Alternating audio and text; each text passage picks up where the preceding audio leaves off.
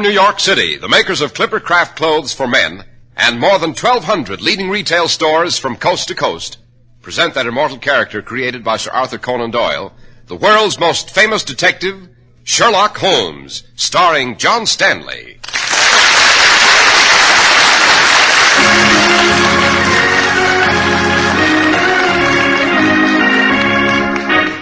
This week's story, The Adventure of the Curious Crypt. Holmes, it's cold down here in this tomb. Black as pitch. Can't see a thing. Quick, Watson, the lantern. Let's look about and see if... Holmes, listen. Someone's walking on the roof of the tomb. Yes, Watson. We have a visitor. And he's opening the crypt door.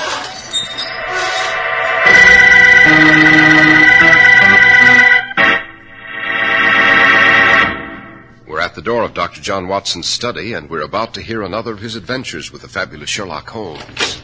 Well, good evening, Mr. Harris.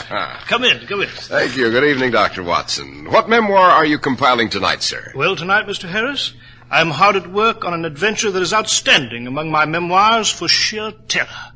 To recall it even now makes my flesh creep. My old friend Holmes always refers to it as the adventure of the Curious Crypt.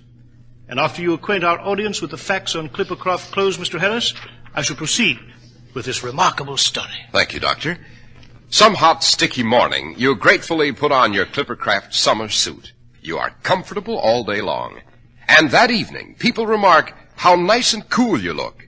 And you do, because your Clippercraft lightweight suit retains its smart appearance long after other suits are heat-crumpled and sagging. Clippercraft suits stand up so amazingly well because they're fashioned by master tailors from fine selected fabrics of porous weaves that are designed to keep you cool. And you pay very little for all that extra quality. Only $33.75 to $42.50 for a tropical weight Clippercraft summer suit. You save through the unique Clippercraft plan, whereby more than 1,200 independent merchants from coast to coast pool their tremendous buying power. You get the benefit. Wear a Clippercraft summer suit, look much better, feel much better, and save real money.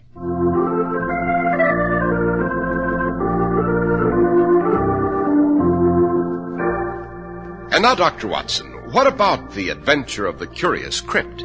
Well, Mr. Harris, it began in the summer of 1899. This was a decade when fortunes were being made in the New World by enterprising Englishmen. And among the new rich was a man named John Gibbon. Strange and eccentric man, this Gibbon, not without a rather shady reputation. He returned to England to retire with his son Cedric and his daughter Ellen. And it was said that the children hated their father bitterly. The London newspapers had dubbed Gibbon Silver John, since he had a distrust of paper money and of banks.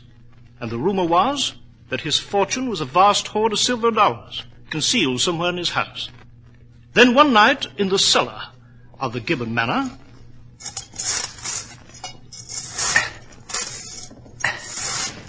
It's around here somewhere. Money's buried somewhere, and I... Cedric? Cedric, answer me. Oh, you're digging in the cellar again, eh? You stupid young fool. Father, I'm trying to find my money, eh? Trying to rob you, young whelp. I've begged you for an allowance, Father. Even a loan. Yes, well, you'll rot before you get a penny, do you hear? I spent hard years in Canada, risked my life to make my fortune. I know. I know all about it. And if you think I'm going to let a dissolute son and an extravagant daughter bleed me into bankruptcy, you're wrong. I see. You spent a fortune just for that mausoleum of yours at Kensington Cemetery with your statue on top of it. And yet not one penny for your own daughter and son. My daughter and son? You want nothing from me but my silver dollars. Nothing.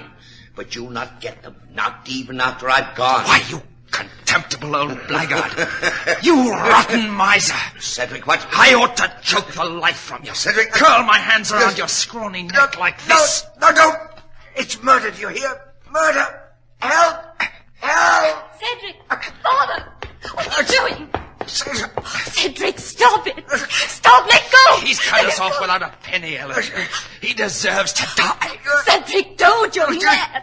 Let him go! Please, All let right, him go. I'll let him go. I'll let him go, but the next time I'll kill him. As heaven's my witness. I'll kill him. Get out. Get out, you young whelp.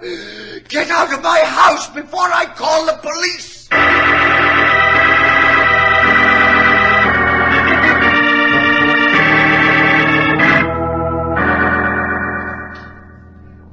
Mr. Holmes, Dr. Watson, that's the story. The whole story. My father and brother had this awful quarrel in the cellar. And now... Now your father's disappeared, eh, Miss Gibbon? Yes. He's vanished completely. Interesting, very. You have no idea of your brother Cedric's whereabouts? No, Mr. Holmes.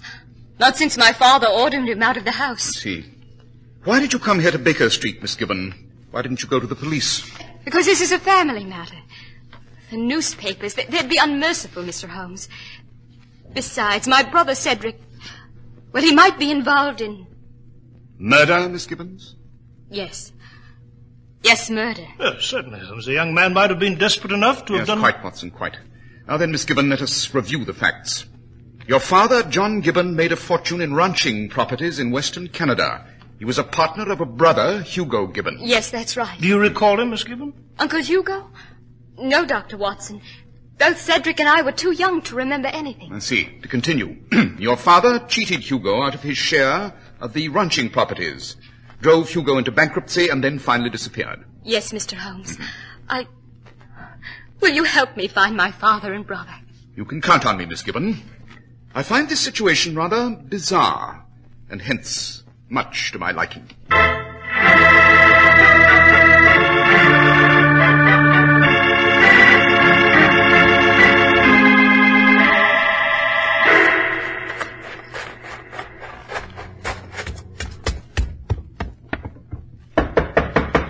Open up. Open the door, caretaker. What is it? What do you want? I want to get into the cemetery. Unlock the gate. Sorry, sir, it's past midnight. We don't allow visitors in Kensington Cemetery after dark. Look here, caretaker. I just want to look at my father's tomb. My name's Gibbon. Cedric Gibbon. Gibbon? That's right. And, there's a quid in it for you if you'll do what I say. Well, can't see any harm in it if you just want to look. Come along.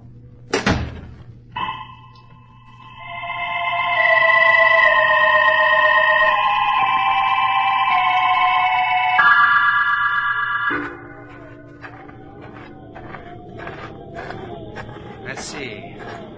That's it. My father's tomb, curse him. There's his statue on the roof. Egotistical old fool.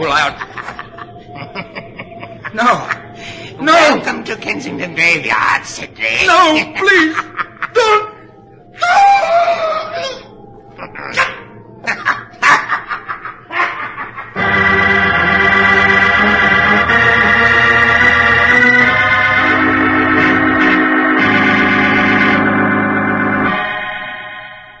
Holmes, Joe, have you read the Morning Telegraph? No, I haven't, Watson. What is it? Cedric Gibbon, he was seen last night. Indeed? Where? Yes, he entered the Kensington Cemetery shortly after midnight. And he never came out again. The cabby who drove him there, the caretaker Malsby who admitted him, both identified young Gibbon. That isn't the end of this devilish business. What else is there? Well, both the cabby and caretaker swore they heard Gibbon scream. After that, a kind of wild and weird laughter coming from the graveyard. I see. And, of course, the police have already blundered into this case. Yes, they have. They searched the cemetery and found nothing except for Gibbon's footprints and... Well, by Jove. Well, what is it? Well, according to this newspaper account, the footprints ended abruptly on the cemetery road, as though Gibbon had been picked up by some... Watson, get your hat and stick. Let's be off to Kensington Cemetery at once.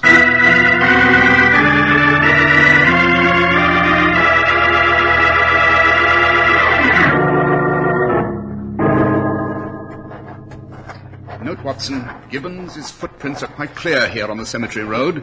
Luckily, the road's damp from the recent rain. Well, David Holmes, this whole thing has a touch of the supernatural, ghouls and all that sort of thing. Who do you think did that weird laughing? We shall find out in good time, my dear fellow, I assure you. And... Aha! What is it, Holmes? Note, Watson, observe. The footprints. Joe, that story in the Telegraph is accurate. The prints do end abruptly. Not quite, Watson, not quite. Eh? What do you mean? Look, The earth has been scraped to the side of the prints and into the grass as though Gibbons' shoes had dragged. Yes, so it appears, Holmes, so it appears. But what... Observe, too, that these prints terminate less than 25 feet from the mausoleum of John Gibbon. Is that significant? Very. Yes, but why, Holmes? What did you... Later, Watson, later. At this moment, I should like to examine the roof of the tomb. The roof so jealously guarded by that marble image of the eccentric millionaire, John Gibbon.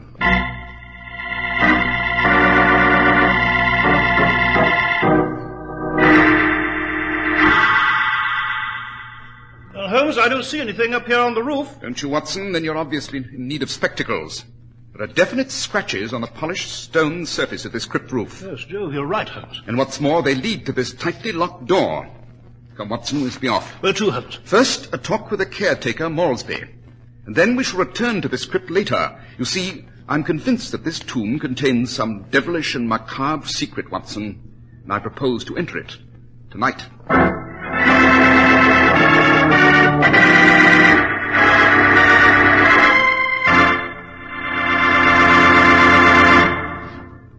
Here's a message from the fine, independent local merchant who sells you Clippercraft clothes. He points out that there's so much difference between an ordinary suit and one that has been scientifically designed for summer wear. And that's precisely what you get in a Clippercraft summer suit. Clippercraft master tailoring, plus the finest of summer fabrics, woven with millions of tiny windows to keep you cool. Every Clippercraft suit and sport jacket bears the Clippercraft label, that famous trademark derived from the staunch clipper ships that established honest New England quality everywhere in the world. Clippercraft lightweight suits at only $33.75 to $42.50 give you remarkable value. Yes, this summer, just as all the year round, you can always rely on Clippercraft suits and the fine local independent stores that proudly sell them. That's why men who know insist on Clippercraft clothes bearing the Clippercraft label. So be sure to visit the Clippercraft store in your city. These leading stores in the metropolitan area are proud to add their names to Clippercraft in your suits, sport jackets, and tropicals. In Manhattan, John Wanamaker Men's Stores, Broadway at 8th and 67 Liberty Street. Saks 34th, Broadway at 34th. In Brooklyn, Abram and Strauss. In Newark, New Jersey, Boulevard Men's Shop, Kresge, Newark. And in Jamaica, the B&B Clothes Shop, 16408 Jamaica Avenue.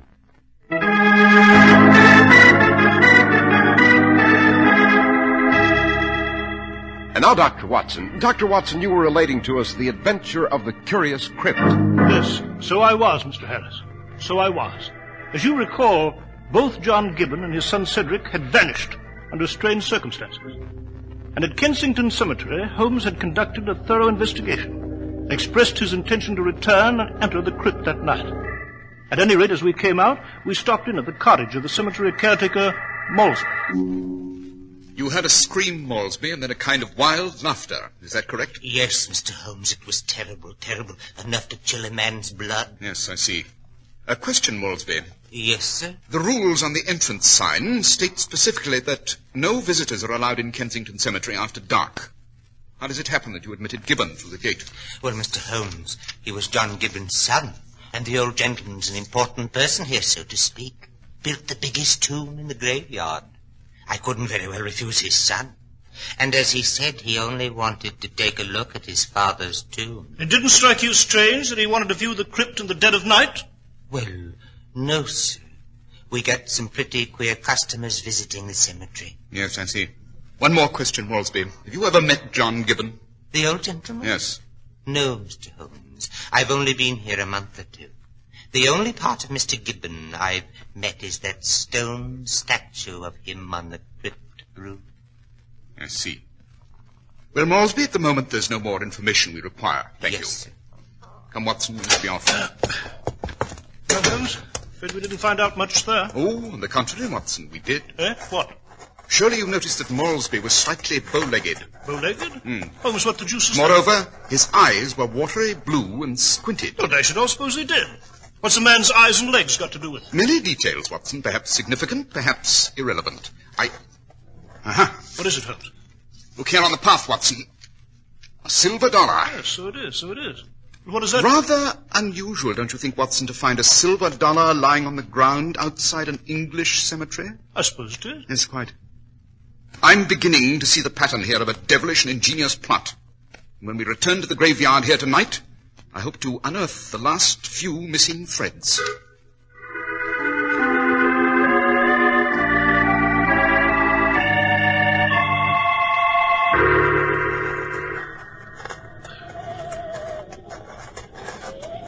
Well, Watson, we're in luck tonight. Indeed? How? There's enough moonlight for clear observation. Observe that massive marble building just on the other side of that deep hollow ahead. Yes, the Gibbon tomb. An infernal statue of old John Gibbon standing on the roof. I must say the juicy thing looks almost alive there. Watson. Yes, sir? I believe I just saw the statue move. Move? Yes, it raised its arm and turned its head toward us. Well, Holmes, you must be mistaken. That statue of John Gibbon is made of stone. It can't move. Good Lord, what was that? The statue. It's laughing, Watson. Joe, Holmes, you're right. Look at it. It's running across the mausoleum roof. Holmes, this is incredible. My eyes must be playing tricks on me. It's jumped off the tomb roof. It's running across the graveyard. Quick, Watson, after it.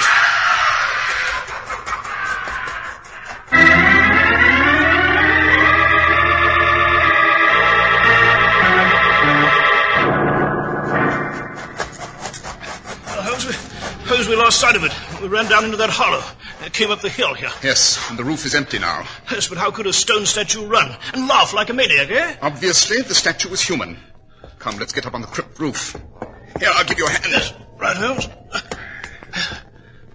Now, Watson, note this supporting pin on which the statue stood. Observe how shiny it is. What does that mean, Holmes? It means that the real statue, the stone figure, has been removed from this supporting pin and carried away. If I don't miss my guess, it's in the interior of the crypt. And our next step is to force open this metal crypt door. Holmes, it's open. Yes, someone's been here before us. Perhaps the thing is inside the tomb now, eh? Yes, perhaps. Obviously, the only way to find out is to enter the tomb and see for ourselves. You have your pistol handy? Yes, Good. I have. Good. Then let's proceed down these stone steps. Holmes, why haven't you started down the stairs? I'll be with you in a second, Watson. But first, Holmes, what the deuce are you doing up there? Merely closing the crypt door behind us. Now then, let's go down. We can use your dark lantern now and... What the deuce, Holmes? Quick, Watson, the lantern. Yes. Hold it up. Uh-huh. Observe, the stone statue was lying on these stairs and you kicked it down. And by its sound, it's a hollow affair, probably a marble surface over a plaster base, and easy enough for a strong man to lift. Now, suppose we go down to the crypt itself.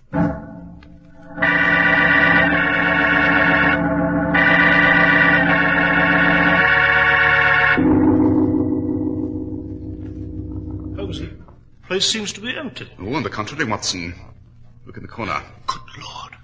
There. Precisely. 2 bodies. One, John Gibbon, the other, his son, Cedric. The marks on the neck have been strangled. Yes, they have indeed, in a fiendish and unique way, I might add. What is it, Holmes? There's a silver casket here on this raised platform. Another whim of the eccentric old gentleman, John Gibbon. Holmes, you're not going to open it? I am indeed. Holmes, good heavens. Yes, Watson, as you see, it's full of silver dollars and... Watson, listen. Yes, footsteps on the crypt roof. Quite. We have a visitor. The fiendish killer. Quick, out with that lantern. Good evening, Mr. Holmes, Dr. Watson. I left the crypt door open for you. You walked right in, you fools. You walked right in. Holmes, who is it? It's quite obvious, Watson. This man is Hugo Gibbon, alias Malsby, the caretaker. Hugo Gibbon? Precisely, the brother of old John Gibbon and his former partner. Yes, Mr. Holmes, you are very clever. I am Hugo Gibbon. That cursed brother of mine robbed me, cheated me, ruined me, sent me to an asylum. But I escaped. I came back. Yes, you came back and discovered that John Gibbon hid his fortune in his own mausoleum. You gained employment here, saw him come to the tomb and posed as the statue. In the dark, he was unaware that you were alive. Then when he walked underneath, you lassoed him and strangled him. Go on, Mr. Holmes, go on. You are right. You did the same to his son Cedric, who finally suspected that his father's wealth was buried here. You took the crypt door key from old John's pocket, hid both bodies here, and started to carry the silver dollars out. Yes, Mr. Holmes, you are very clever, but it won't do you any good, because I'm going to lock you both in this crypt, bury you alive, and when you're both dead, I'll come back with the rest of the money in the casket. Posey, he's got us trapped. Good night, Mr. Holmes. Dr. Watson, good night and pleasant dreams. Quick, Watson. Have your pistol ready and after him. Up the stairs, hurry. The tomb door. It's locked, No, Holmes. it's not. I smashed the lock before we entered. Watson, there's Hugo Gibbon running through the cemetery in the moonlight. Quick, fire your pistol. Good shooting, Watson. You got him.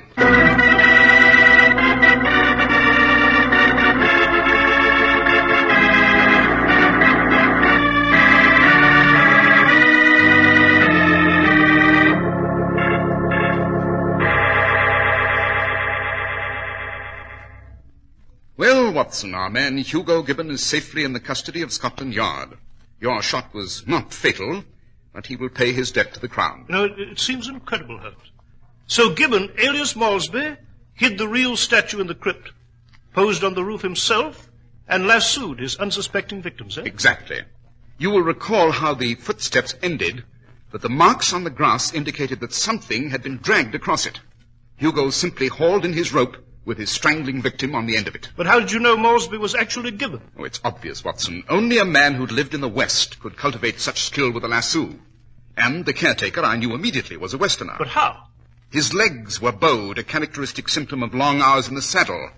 Then, too, his eyes squinted, another trait of ranchers used to staring at far-off horizons. Naturally, I thought immediately of John Gibbon's brother and old ranching partner, Hugo. And the silver dollar you found near the cottage convinced you that he had robbed the tomb? Quite. You know, Holmes, I must congratulate you. I've never seen you conduct a more brilliant investigation. Thank you, Watson. I am, as you know, fundamentally a man of modesty. Shall we merely call it extraordinary? And let it go at that?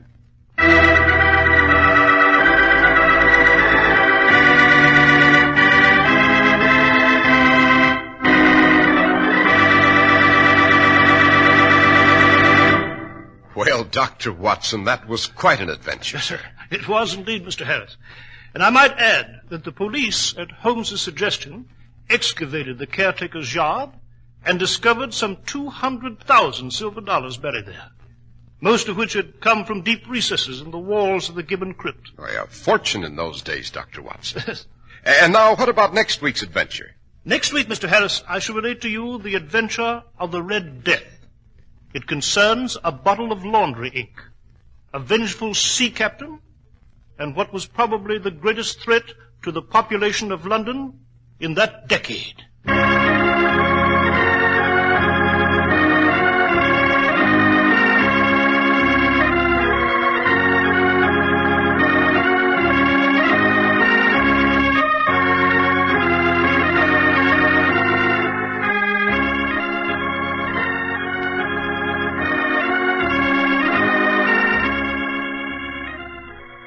The makers of Clippercraft clothes and more than 1,200 stores from coast to coast have brought you another in the new series of broadcasts featuring the world's most famous detective, Sherlock Holmes.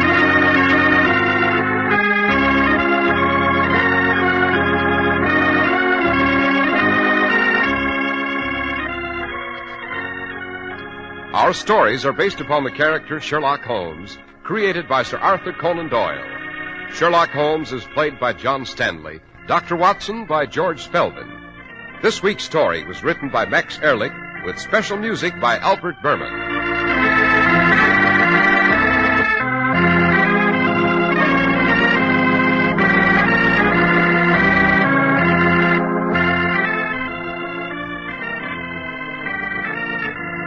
If you don't know your Clippercraft dealer, write Clippercraft, 200 Fifth Avenue, New York City. Be sure to listen next week to Sherlock Holmes in The Adventure of the Red Death. This is Cy Harris speaking for Clippercraft Clothes.